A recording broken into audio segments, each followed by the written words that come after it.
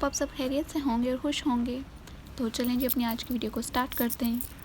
Morning time हमारी regular classes होती हैं चाइनीज़ सब्जेक्ट्स की भी और मेडिकल सब्जेक्ट्स की भी, लेकिन इवनिंग में हमारी लैब्स होती हैं।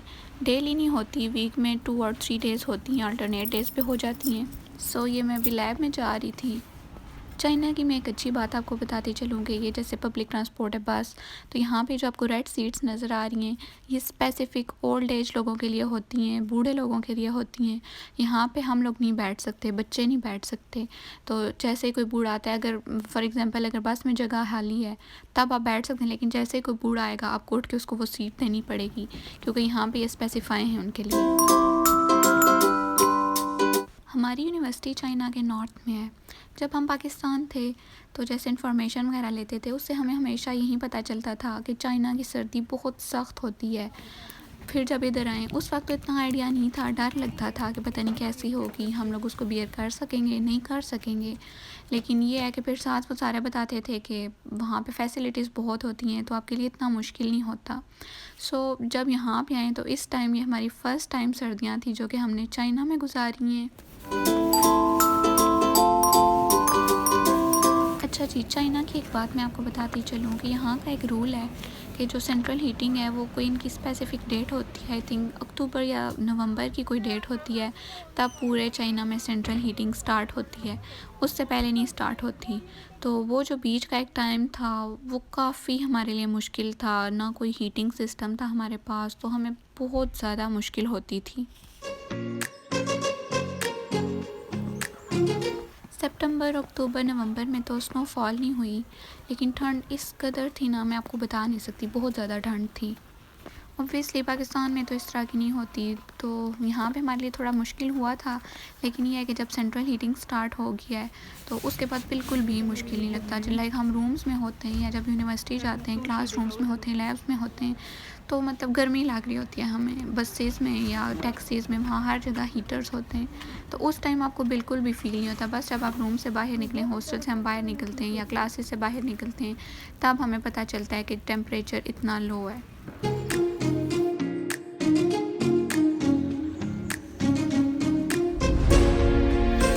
ये हमारी प्रेजेंस में फ़र्स्ट टाइम इधर स्नोफॉल हुई थी। हमारी प्रेजेंस में क्या, मैंने तो अपनी लाइफ में फ़र्स्ट टाइम इतनी हैवी स्नोफॉल देखी थी। हमें तो लगता था जैसे पाकिस्तान में अगर ये हो तो सारा सिस्टम रुक जाता है, लेकिन यहाँ पे बिल्कुल आपकी लाइफ नॉर्मली जैसे चल रही होती है वैसे ही चलती है। हम लोग जैसे रेगुलर काम कर रहे होते हैं, हर काम हम वैसे ही कर रहे थे। हमारी क्लासेस हो रही थी, इवन हमारी लैब्स हो रही थी, कुछ भी हमें शॉपिंग करनी, ग्रॉसरी, हम लोग नॉर्मली जा रहे थे। ये जो भी आप वीडियोस देख रहे हैं ना, ये I think second time snowfall हो रही थी और हमारी क्लासेस थी। पहले पूरा दिन तो हमारी क्लासेस होती रही हैं, फिर उसके बाद हमारे टीचर ने कहा कि लास्ट हमारा सेमेस्टर का टाइम चल रहा था कि अब आपकी लैब्स भी इम्पॉर्टेंट हैं, क्योंकि हमें वो आवर्स पूरे करने होते हैं। सो टीचर ने हमारी लैब अरेंज कर ली। जब लैब अरेंज हो जाती है फिर आपके पास कोई ऑप्शन नहीं होता, आप उसको मिस नहीं कर सकते, क्योंकि वहाँ पर हमारी अटेंडेंस लगती है और वो जो हमारे फाइनल स्कोर्स होते हैं उसमें वो काउंट की जाती है। आप देख सकते हैं ये स्नो स्टॉर्म था, इतनी बुरी बर्फ़बारी हो रही थी, मैं आपको बता नहीं सकती। हमारे लिए चलना मुश्किल था, इवन हमारी आइज़ नहीं ओपन हो रही थी, साथ हवा थी, बहुत ज़्यादा मुश्किल था हमारे लिए जाना, लेकिन फिर भी मजबूरी थी, जाना ज़रूरी था।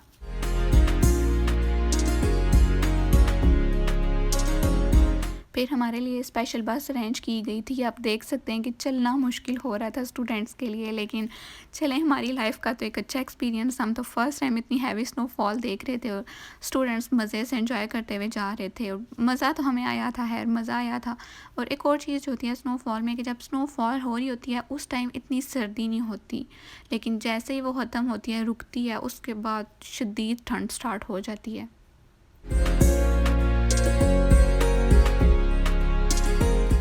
अच्छा जी, अभी मैं आपको कुछ क्वेश्चंस हैं उनके आंसर्स कर देती हूँ जो कि मुझसे यूजुअली स्टूडेंट्स पूछ रहे होते हैं।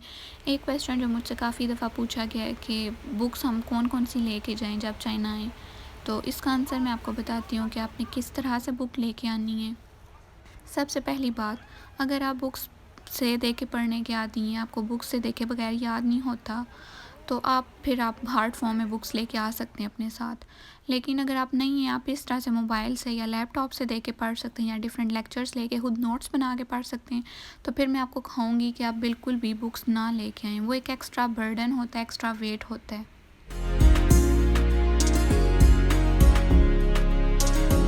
जैसे कि आप सब जानते हैं, ड्यूरिंग कोविड सारा सिस्टम ऑनलाइन था, तो हर चीज़ ऑनलाइन ही हो रही थी। उस टाइम ऐसे हुआ था कि हमारे यहाँ पे डिफरेंट ग्रुप्स बन गए थे और वहाँ पे टीचर्स हमें जो लेक्चर्स होते थे, ऑनलाइन तो क्लासेस होती थी, फिर उसके बाद वो जो लेक्चर्स के पीडीएफ होते थे वो हमें सेंड कर दिए जाते थे। फिर वहाँ से हम लोग बेसिक जो कॉन्सेप्ट होते थे मेन वो कर लेते थे। फिर जैसे यूट्यूब से डिफरेंट लेक्चर्स कर लिए, जैसे डॉक्टर नजीब के लेक्चर्स का बहुत कहा जाता है, वो हम सुन लेते थे। फिर अपने नोट्स बना के उसके अकॉर्डिंग कर लेते थे। तो अभी भी हमारा यही होता है कि हम जाते हैं क्लासेस में, लेक्चर्स लेते हैं, टीचर्स हमें लेक्चर्स देते हैं अपने अकॉर्डिंग। फिर उसके बाद हम लोगों को वापस जब हम आते हैं, हमारे ग्रुप्स अभी तक वो बने हुए हैं, तो हमें वहाँ पे वो सारे पीडीएफ सेंड कर दिए जाते हैं। फिर हम आके वो सारा रिवाइज़ करते हैं। फिर उसके बाद जो टॉपिक होते हैं, आप पहले वो पीडीएफ पढ़ें, उसमें सारे मेन पॉइंट्स होते हैं, बेसिक कॉन्सेप्ट्स होते हैं, वो आप पढ़ते हैं। फिर उसके बाद आप जाके यूट्यूब पे डिफरेंट लेक्चर सर्च करें। ये नहीं है कि आप किसी एक स्पेसिफिक बंदे के देखें, एक अगर टॉपिक है उसको आप 2-3 जाके बंदों के लेक्चर्स देखें, तो उस तरह आपके माइंड में वो कॉन्सेप्ट फिट हो जाता है। फिर अपने नोट्स बनाएं। फिर इस तरह से जब आपके पास अपने नोट्स होंगे तो वहाँ से देख के पढ़ना आपको समझ होती है कि आपने क्या लिखा है, तो बहुत अच्छे से आपका कॉन्सेप्ट क्लियर हो जाता है। यहाँ पे तो जो स्टूडेंट्स हैं उनका यही पैटर्न है, वो इसी चीज़ को फॉलो कर रहे हैं अभी तक, और इससे हमारी काफ़ी हेल्प हो रही है और बहुत अच्छे से आपको हर चीज़ समझ आ जाती है। लेकिन फिर भी कुछ सब्जेक्ट्स होते हैं, कुछ टॉपिक्स होते हैं जो आपको बुक से करने पड़ते हैं। सो बुक्स भी हैं हमारे पास कोई, वहाँ से भी हम उस चीज़ को क्लियर कर लेते हैं। फिर भी अगर आप लाना चाहते हैं तो आप जैसे पाकिस्तानी या इंडियन ऑथर्स हैं उनकी बुक्स लेके आ सकते हैं, लेकिन इंटरनेशनल ऑथर्स की कोशिश करें ना लाएं, क्योंकि यहाँ पे ऑनलाइन सिस्टम है और ऑनलाइन हर बुक मिल जाती है। फिर जो आपको बुक चाहिए होती है वो इजीली यहाँ पे अवेलेबल होती है, आप यहाँ से आके बाय कर सकते हैं। That's it for today's video. Hopes आपको आज की वीडियो अच्छी लगी होगी। वीडियो अच्छी लगी हो तो वीडियो को लाइक कर दें, शेयर कर दें, चैनल को ज़रूर सब्सक्राइब कर लें। हो सके तो फ्रेंड्स एंड फैमिली के साथ भी शेयर कर लें, और उन स्टूडेंट्स के साथ भी जिनको किसी भी गाइडेंस या हेल्प की ज़रूरत होगी। इंशाल्लाह बहुत जल्द एक न्यू वीडियो में आपके साथ मिलूंगी। तब तक के लिए मुझे इजाज़त दीजिए। अल्लाह हाफिज़।